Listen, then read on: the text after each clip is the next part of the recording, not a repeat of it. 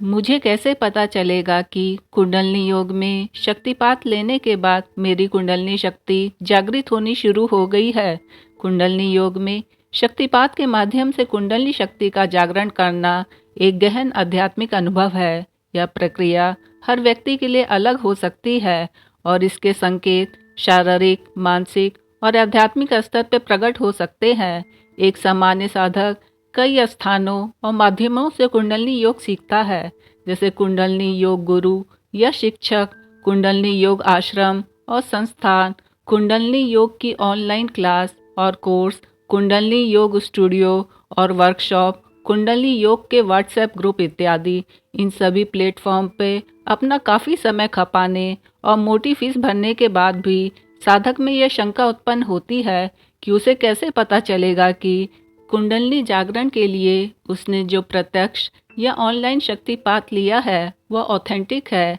और इससे उसकी कुंडलिनी शक्ति जागृत होनी शुरू हो गई है। हो सकता है कि विभिन्न स्रोतों से सीखते हुए कुंडलिनी योग के प्रारंभिक चरणों में आपको कई शारीरिक, मानसिक और आध्यात्मिक अनुभूतियाँ हो, जैसे रीढ़ की हड्डी के नीचे से ऊपर की ओर ऊर्जा का कंपन का अनुभव होना, शरीर के भीतर विशेष स्थानों पर अचानक गर्मी या ठंडक का एहसास, शरीर में स्वतः झटके या हिलने डुलने की प्रवृत्ति, हृदय, माथे या नाभि क्षेत्र में कंपन, गहरी सहज और नियंत्रित श्वास का अनुभव, ध्यान में आसानी से प्रवेश करना और समय का पता न चलना, गहरी खुशी, शांति या पुराने भावनात्मक घावों का सामने आना, जागरूक और प्रतीकात्मक सपने देखना, शरीर में विभिन्न चक्रों जैसे मूलाधार, स्वादिष्ठान आदि पर दबाव या ऊर्जा का अनुभव करना,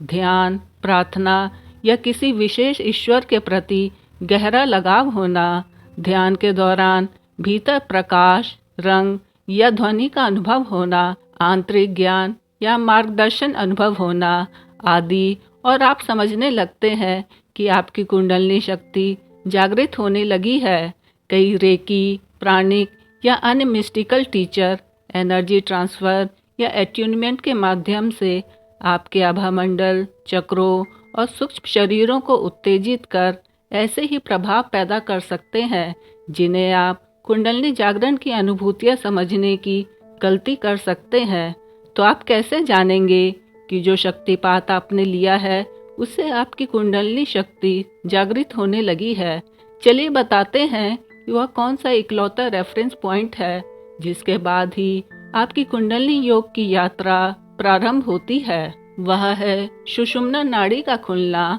और आपके कुंडलिनी योग की यात्रा इसी रेफरेंस पॉइंट से शुरू होती है। जब आपके दोनों स्वर या दाईं और बाईं नासिका एक साथ समभाव से चलने लगे, तभी समझना चाहिए कि अब कुंडलिनी योग की ट्रेन की विसल बज गई है और अब कुंडलिनी की ऊर्ध्वगामी यात्रा शुरू होगी। अगर आपने प्रत्यक्ष या ऑनलाइन शक्तिपात लिया है और उसी दिन कुछ मिनटों या घंटों में आपके दोनों स्वर समभाव से एक साथ नहीं चलने लगे हो और आपको अन्य दूसरी अनुभूतियां हो रही हो जैसा ऊपर बताया गया है, तो समझ लीजिए कि आपके ऑरा, चक्रों या सूक्ष्म शरीरों को कैलकुलेट या मैनिपुलेट किया गया है और यह कुंडलिनी योग या कुंडलिनी जागृति के नाम पर आपको भ्रमित कर आपकी भावनाओं के साथ खेला गया है।